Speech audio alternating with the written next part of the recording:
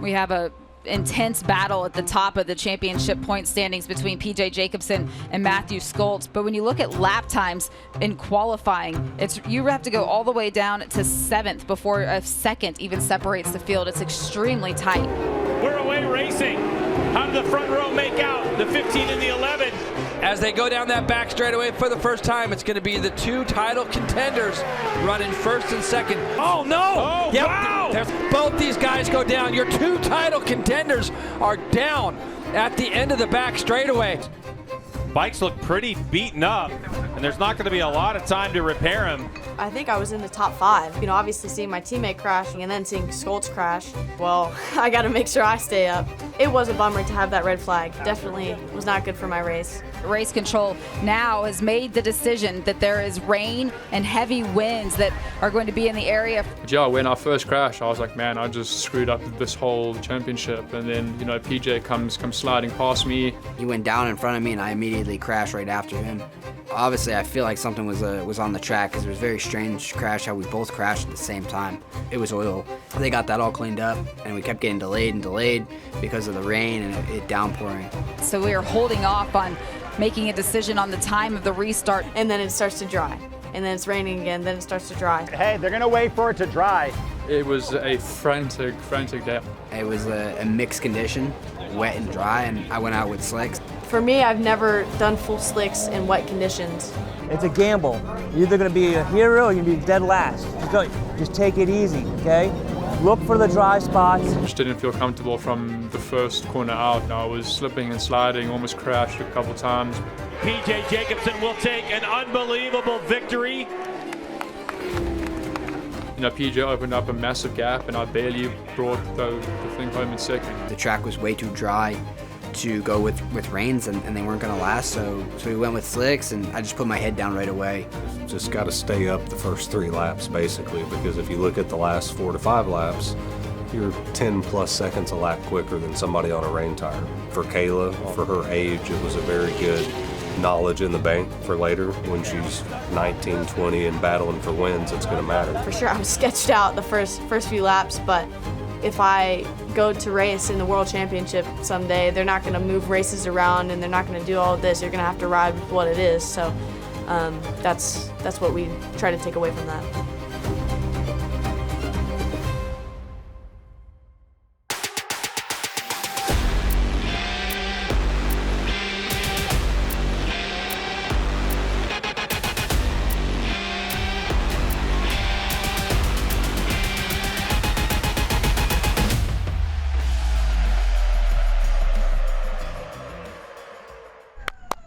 Good job.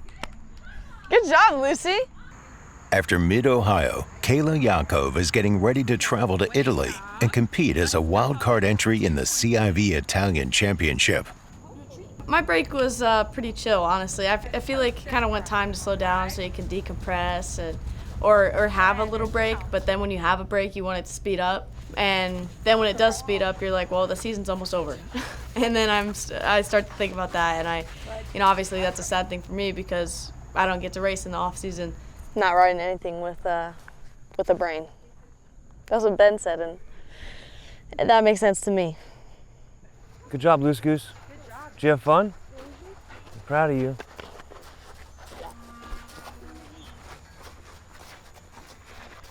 Rahal team principal Ben Spies has put her on a training program that's given her a new level of focus. She would work out, but it was like here or there. He got her a program, and she's been like super dedicated to where it's like, I feel like sometimes I'm like, damn, you're working out again? She's like, yeah, I have to. Up until that point, I kept telling her, you're gonna need to, at some point, start taking your workout seriously. You're gonna need to make up for the loss of a body strength that you're not gonna have compared to your competitors. Motorsport athletes on all levels struggle to find track time to practice, so some build their own track. This track wasn't really built for me. I mean, it was something for my dad. Before, obviously, I started racing, he was a racer. A dream of his was always to have a track around his house. He worked hard enough to be able to do it. At this point, he's probably only ridden the track 10 times, and I'm out here as much as I can be. This track is about, I guess, closer to a half a mile. It's obviously huge asset. What my dad ended up wanting to have for himself ended up kind of being mine at this point. I drug knee for the first time here and learned as much as I could being here on my own and coming up.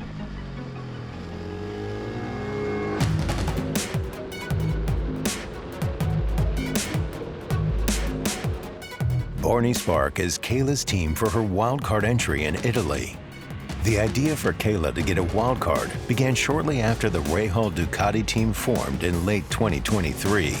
Barney is, for sure, without a doubt, one of the biggest international teams. CIV is known to be the highest level in the world next to the world stage. Well, the idea actually is from last year. I was talking to David about her joining the Rahal Ducati team for 2024. He said, but what about if she does good in MotoAmerica, about a wild card in the Italian Championship? I said, why not? She did a double podium a couple of rounds ago. And then I spoke to Marco Barnabo, Barney, can we make this promise come true? And he was enthusiastic about it. So here we are. I think she can have a bright future. It's cool how the whole town is like built around the racetrack. That's crazy how many people come here for the GP. Like you get like hundreds of thousands of people in this small town, and then I can't in imagine the track. These roads with all those people. Cool how the racetrack just butts up right against the road. Yeah. You wouldn't know it unless you knew the racetrack. Coming to Europe, racing here in Italy on an Italian bike, an Italian team, it's great, and everybody has been so welcoming. Obviously the bikes are amazing. This team obviously knows what they're doing, leading the World Championship, and obviously with Piero leading the Italian Championship. So yeah, it's great to be a part of, and so far everything's been great.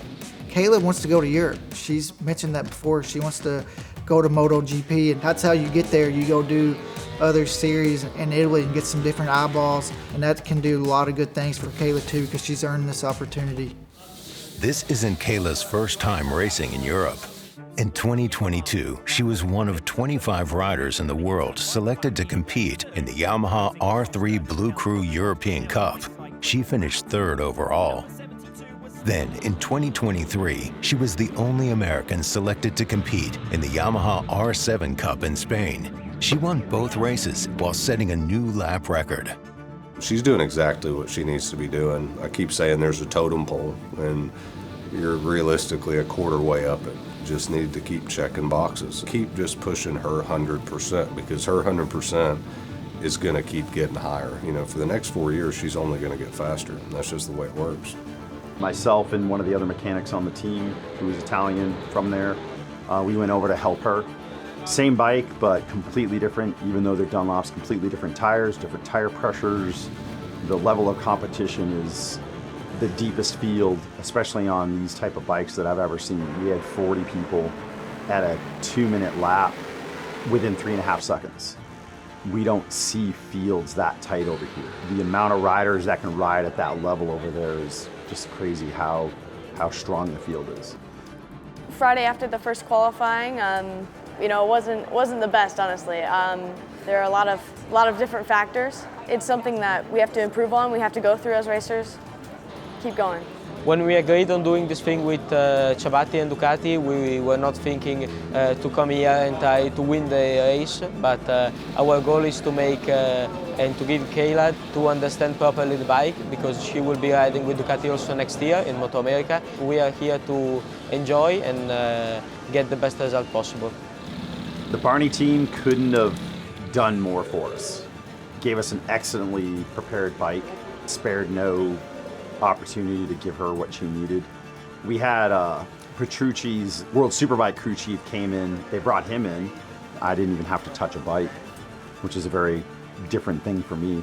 It's not easy for Kayla for sure this weekend, because it's a very different track layout compared to what she normally ride in United States on the championship, and also with different kind of suspension and different tires. We have a short time to set up the bike, to try to find the best feeling as possible, but I'm pretty happy. She helped a lot on the garage to try to find the best setup as possible. It's safe to say she's a fan favorite. Not just because of the way she races either. She conducts herself in a way that makes you forget that she's only 16 years old. She's just very professional. She's very easy to talk to. She's very forthcoming. She doesn't have any secrets, and she's very much her authentic self at all times. I started when I was 3 years old. I didn't say change. I just said song. Nothing wrong with this song.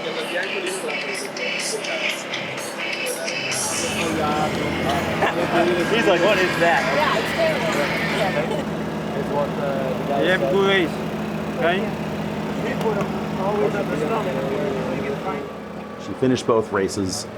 Was really only 2 seconds off like the front runner's pace, but it's such a big track that 2 seconds starts adding up and it looks like a big gap. But it's really not that far off. It just takes probably another couple days of riding and some more time on the tires, and she'd get a really good grasp of how to get around that place.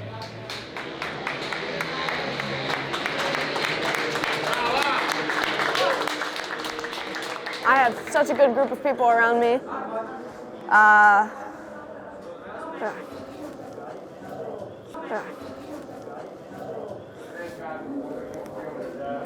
The experience was great. It's hard because it's a lot better than I would have expected. You know, you always want to win, but obviously that wasn't super realistic coming to a new championship with a bike I've never touched. But we did really well and a lot closer to the front than I probably would have thought. You know, there's guys in this championship that are at the world championship level, and we're only 2 seconds from that.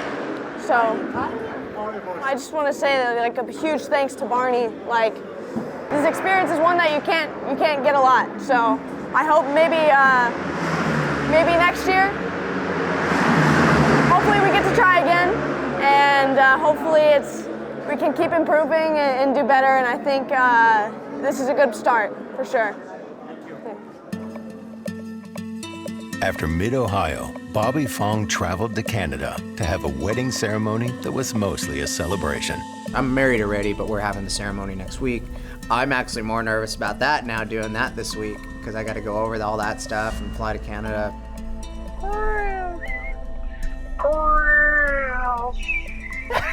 Hey, hold on. Before you start talking, you're in the car with me and Steve from Pressure to Rise. We're filming as we speak. So I'm like, hey, get this when he calls me. And he got you on camera saying, Krill. Don't do it, Krill. That's awesome. What's up, Steve? Yeah. What's up, man? Hi, Mom. Hi. This is my mother. Cribs. Nice to meet This is Tanner. Yeah. My mom has all these damn dogs. She loves her dogs, and you know they've been keeping her busy along with my little brother Jonathan. Look at these little bastards back there. Like, he's so strong in his mind. That's what I look up to. Saturday's race of when he crashed, he did get a little upset, but he fixed it by talking about it with my dad and just thinking about what he did wrong and resetting his mind. He's just a positive man. You know, Bobby, to be quite honest, he's always been a ladies' man. He had a lot of girls liking him, and I was just like, son, when is it going to be the one? When is this it? And then he met Sydney, and that was it. I kept thinking, oh yeah, sure, this is probably going to last a couple months, and that's it. She's the one. We all love her. She's awesome. She brought a lot of joy in his life. She's the best thing that happened to him. With the season and Bobby being gone so much, it was kind of hard because I felt like there was a lot of things that we had to do, and it was trying to make it work between rounds. We're almost at the end of it. I finally got my green card interview, and of course it's the same time as the last race in New Jersey. So really we could just get our lives started, or at least for me, because I feel like I've been living Bobby's life. I feel like I really haven't spent much time there in Folsom. So it'll be good to actually get the season done and then just actually Basically just chill out for a little bit and show sit around a little bit more, because I've kind of neglected our time in Folsom a little bit just because I've been kind of here or there. I haven't showed her around too much lately. She's been kind of a one-lady band over there. So like I said, after the season, it would be cool to just take a breather and eat some regular food and take some days off of training. Bobby and Sydney now live close to Cameron Beaubier. It allows both riders to have another cycling and training buddy. Yeah, it's cool having Bob back up in Northern California. I'm going to drag him to the go-kart track, ride some 400s with him. And the biggest, craziest thing is with Gagne's problem, the dude's still second in the championship. I know. Yeah. And like, no, he hasn't even been talked about, but he's still just there. You know, it's like, unbelievable awesome. how the point. No, it's great, but I'm like, how is this guy? He's been hurt all year. It's And still he's in just- second in the points. yeah. Just consistent, dude. I know. He's been consistent. When you're in the lead, I feel like it's easier when you're not following someone. Because you're you just can like- you can have your own flow, you know, like when you're riding, especially behind Herrin too, because he was squaring off everything. Dude, Dude, he he's squares- so damn hard to pass. Like he's so late on the brakes. And the Ducati comes out of the turn so So you can't even get like a run on him to make He doesn't something, have you know? any like the Ducati's really, how he rides it. It's like he has no middle corner speed either. Yeah. It's like he just stops, but then he goes like this, and then it's so good it just goes. And if you notice too, he's running that thing pretty low. Like you can see a bunch of forks sticking out of the clamp, and like it still turns. You know, So Jason, here we are. We're getting close to the end of the season. There are 5 races that remain, 25 points on offer for each race. But Josh Herrin seems like he is in strong control of the championship. And 3 of those races are going to be at COTA in some of the most extreme conditions we've seen all year, 100 degrees plus out there for these riders today. It's been 30 years since a Ducati has won the AMA Superbike Championship. Josh Herrin could bring home the title this weekend in Texas. Both Josh and his bike are decked out in Fast by Faraci style, made to resemble Troy Corser's championship in 1994. Jake Gagne, who has tried to fight through arm pump, sitting second in the standings tied with Bobby Fong, announced he will sit out the remainder of the season to fix his health issues. The braking duel down the back straightaway. Beaubier goes to the spot. He has a quick look over his shoulder to see where Herrin is. Herrin trying to square it up, hoping Beaubier's going to go wide and get a drive. It didn't pay off this time. Now the question is, how much is the number 2 going to risk in his bid for the championship? Is Herrin just being slow and being wide? Here comes Cameron Beaubier. Wheel in the air, comes across the line and takes the win. That did not suck. Not at all. Good job, man. You only stressed me out a little bit. Cam's got a lot of pressure on him to go out and just try to win every race, and I'm luckily put myself in a good position now where I can relax a little bit, try to stay calm behind him if I'm there at the end, go for it, and yeah, hope for the best. Josh Herrin, 51-point difference. When this started, right now it's 46. There's only 50 on offer after this race concludes. So Beaubier, if they finish like this, would carry this on to New Jersey. But Josh Herrin, he definitely is going to take a shot at Beaubier. Once, twice, 3 times, who knows? Too much risk reward for Josh Herrin in these last couple of corners on the final lap of race number 3. Cameron Beaubier fighting for his championship life, trying to keep his hopes alive, and Herrin nearly tosses it away. Wow, Josh Herrin, that's going to be it for him. So it's all going to be Cam Beaubier to the line. One more corner to go for the number 6, Tytler Cycles BMW. Cameron Beaubier on the gas, looks forward, sees the checker flag flying, and will take the victory. And Josh Herrin safely makes it across the line. And Beaubier with the fastest lap of the race on the final lap, a 2:08 flat. That was a hot one. I don't think I've ever pushed that hard in my life to try to get a win, and it was probably pretty stupid of me to push that hard. I almost had a huge high side on the last lap, and just huge shout out to my entire team. I'm sorry to Faraci that we were able to get this one done this weekend, but the bodywork and leathers look beautiful. It's been a dream year, and I pushed way too hard this weekend and got really lucky. So I'm happy to be leaving here with a good lead and going into Jersey. He was doing everything he could to try to wrap it up today, but I'm glad that we were able to prolong that. I mean, we're pretty much out of it. My team they've been working so hard this year, and it felt so good to get them a couple wins this weekend, and it's a good feeling. In race 2, a Superbike rookie fought hard for his first win. Cameron Beaubier has been able to dispense of Josh Herrin, at least for the moment.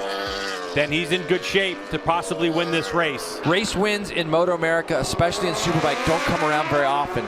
The 40 is going to be hungry to get this first win for his team. Beaubier, on the other hand, he's doing it for a whole other reason. He realizes he's still in with a shot here, and with his injuries and stuff at the beginning in the year, missing around and so forth, Beaubier still has a shot at this. Here we go, Beaubier deep into the corner, and it looks like he's got the preferred line. Though. He is deep, but he's got it in there and he's got it turned. So you can see he was able to use his preferred line getting in there, and he runs it tight out of there. Now he's got to make sure in this next series of lefts, out of this right, he's got to hang over to the left-hand side of the track and make sure to block this, which is what he's trying to do. It's exactly what he did. He blocked it. And now the last real shot that STK is going to have is either the last turn, or if he runs it through this long right quickly enough, Greg, he can use some exit and try to park Cameron in the next left. So here goes Beaubier on the gas as they go into the braking zone. Here comes the 40 Kelly. No room for him to go. So now Cameron Beaubier has got this one. It's to the final corner. Here comes Kelly. He's deep on the brakes, trying to find position. Can he get it turned? They're going to squirt off the final corner. The drag race to the checkered flag. It's going to be Sean Dillon Kelly with the win by 1/10 of a second. What a race! Just incredible to get that first win in my rookie season. If I think back to 11 months ago, not even a year ago, I would have dreamed of this moment, and we achieved it. We achieved a first win rookie season with a we can say rookie team. Feels surreal, still sinking in, but also a little bit of a fairy tale win, with that special livery with the bike, with what we did with the kids. And yeah, it just made it all that much more special. Sean Dillon Kelly became the 6th different rider in the 2024 season to win a Superbike race. Bobby Fong didn't run up front all weekend, finishing 6th in race 1 and 5th in race 2. But after his 3rd DNF of the season in race 3, he realizes what he has to lose in the last round. It looks like we're slipping out of top 3 in the championship if I don't really, do big things at New Jersey. So it'd be good to at least, stay top 3 at New Jersey. And I'm always trying to stay positive on the thing. We'll do what we can and try to finish out strong. Beaubier's fight to climb back into championship contention was all but shut by Herrin. Cameron now needs to win both races at New Jersey, while he needs Herrin to not finish either race.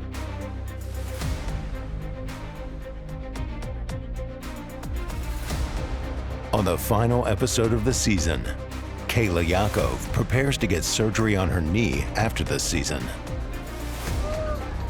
Beaubier and Fong watch Josh Herrin celebrate the Superbike Championship.